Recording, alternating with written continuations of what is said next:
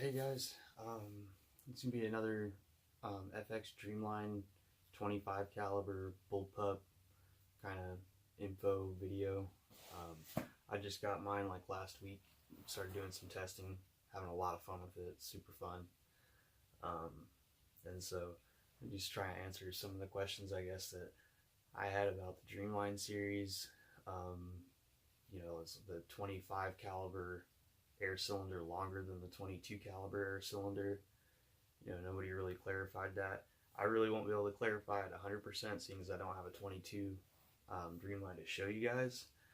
But I'm hoping that maybe if you look at some other videos where they show a 22 bullpup, I'm going to give you some measurements off my 25 bullpup, and maybe you'll be able to tell, okay, yeah, the air cylinder's different. I'm pretty convinced it's about 3 or 4 inches longer.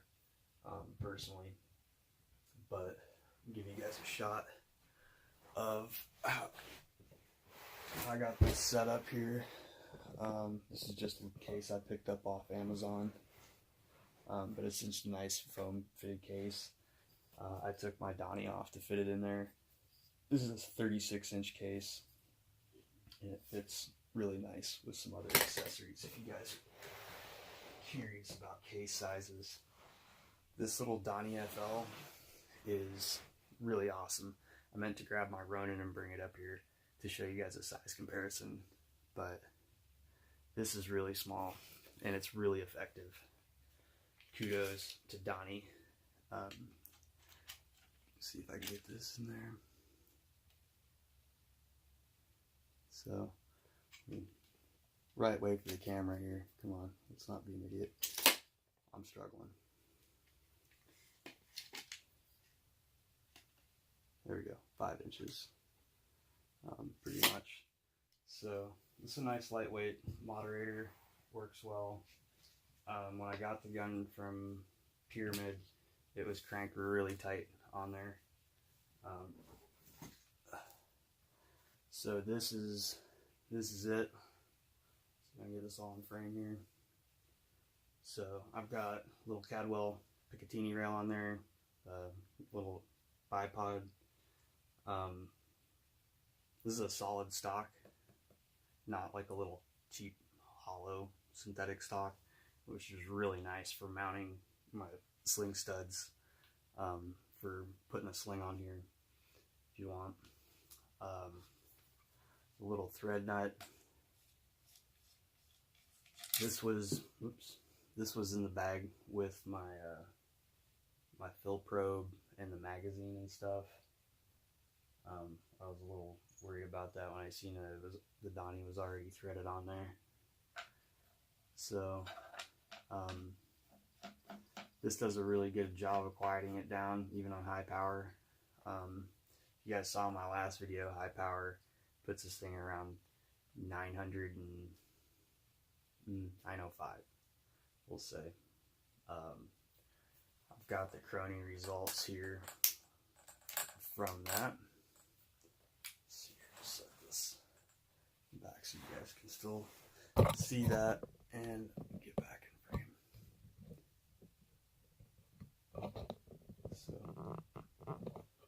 frame. So some other stuff. This is a 600 millimeter barrel. I've tried out a 600 millimeter slug liner. I didn't have a whole lot of slugs to try out. I'm looking at getting some Nielsen slugs and maybe some Rat Sniper slugs to try. But the Grizzly shot actually pretty decent. So I might do some more testing with that. Let's see here. So this is exactly how I had the gun set up in my other video that I did the Crony test results and the 50-yard group. I didn't bring the target up here for my 50-yard group, but I did bring out my 100-yard target, 104-yard target. I didn't get any of this on camera. This is my first time shooting at 100 with this gun, and I was pretty impressed. It showed me the errors in my setup, like scope cant, whatnot. So these were all shot at 104 yards. This was just my getting on paper, getting seeing how consistent the gun was, I think I shot at least a full magazine at this. And then I tried dialing on this, and it was just kind of playing around. And then after I got serious, this was my 5-shot group at 104 yards. These are 1-inch squares, guys. The splatter makes it look a little bit bigger, but that's put that maybe an 1.5 inches, 1.25 inches, being generous. For a 5-shot group, first time, 100 yards. Wow. Very, very pleased with that. Pellet stability was amazing. So to show you some of the chrono footage, I'm using a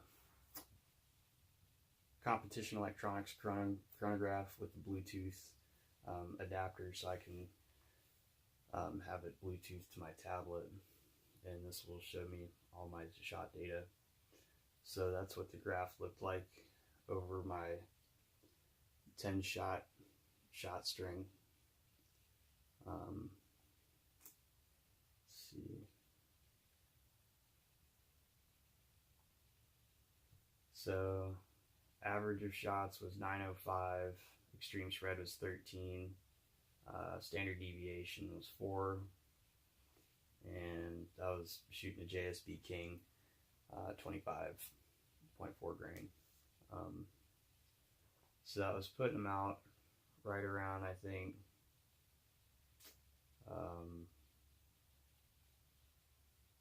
45 foot-pounds, I think, something like that, 46 foot-pounds. So that's pretty respectable for not playing with the regulator or doing anything like that. This is pretty much just the stock, the way it came. The regulator's at about, I don't know if you guys will be able to see this, I had a hard time getting the camera to focus.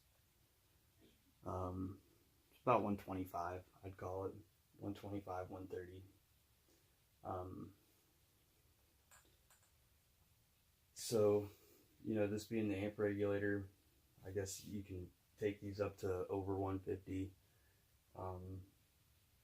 Not sure if the hammer spring will handle that, but I just got to figure out how to tune the gun properly, so I'm not going to get too carried away with that yet.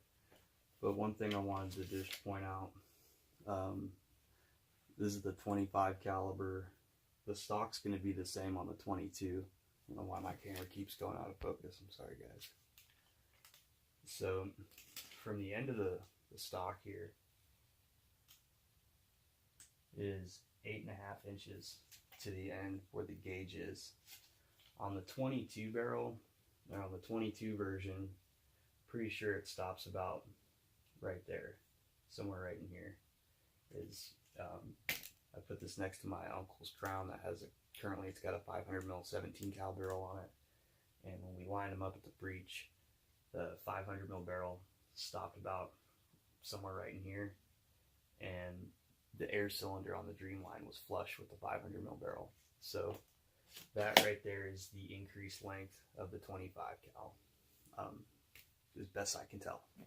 So if that affects your guys' decision at all on which model you're going to get, I'll do a video on a full shot string on the chronograph, so you guys will get, I'll show you the whole graph. But I'm getting around 48 shots from what I've done off camera. So I hope this was helpful to you guys. Sorry my first video was so crude. I'm kind of new to making videos, so bear with me, I'll try and get better. This thing is just, it's a phenomenal gun. It really is. Everything about it. And it just seems like it's getting better and better. I mean, right now I'm shooting these Barracuda Hunter Extremes, waiting for some unlucky game to come through the backyard. But, even those things are shooting, about an inch at just about any power at 50 yards. So that's respectable for hunting tiny animals at long distances. Well, at least at a 50-yard distance, which is pretty much all I got back there. So anyway, hope this was helpful to you guys. I'll try and get some more videos out there. One of these days we're going to bring out the whole barrage. We've got a Gamma Urban, a Hatson Bull Boss, Marauder, and then we've got the higher end stuff. We've got the FX Dreamline, we've got the FX Crown, and an FX Impact. A few different calibers to play around with. We've got some slug liners to try out and play around with. I'll be curious to see what kind of power potential this thing has in the 25 for a slug, because the 25 caliber slugs are pretty substantial. I'm hoping I can find one that will shoot well out of this. I'm hopeful for the Rat Sniper slugs because they're the lightest that I've found so far. But anyway, until next time, happy shooting, and look forward to seeing some of your guys' videos. Alright, laters. Alright, real quick before I let you guys go, there was two things that I experienced with mine, that, you know, here's my story, I guess. When I got this gun came out of the box at 80 bar, which I thought was kind of low. The other two guns I've bought both came full, so I kind of kept an eye out for a leak. Filled it up, I shot it a few times, put it away full 230 bar, woke up the next morning and it was at like 210. So I was concerned that maybe I had a leak or something, but I've shot this thing probably at least 350 to 400 shots through this. It does not appear to be leaking anymore. I don't know if it's just because the materials are all new and, you know, the aluminum needs to exercise into its final shape or position or something. Not 100%, but the gun has stopped leaking on its own without me doing anything to it. The other thing is the safety catch back here. So I had to adjust this. I was playing around with some stuff, and as I had the stock off, I had moved, you know, brushed up against the trigger housing, and there wasn't any Loctite on the safety screw on the action or on the trigger plate itself. And I wound up inadvertently threading that out so far that the safety wouldn't engage at all. And I was kind of, you know, what the heck's going on? So I read through the owner's manual. This has the same trigger plate, I guess, as the Wildcat. We're close enough that you can use that manual to diagnose your trigger back here. And it is back here. There's one bolt here that holds the stock on. Then there's a little steel rod that goes back and just goes through a hole in a little trigger tab. You just kind of slide that out. I recommend definitely holding the gun vertically. Doing it sideways, it wants to slide in and out when you're putting it back together, and it makes kind of a challenge to line the stock up if you have a bullpup.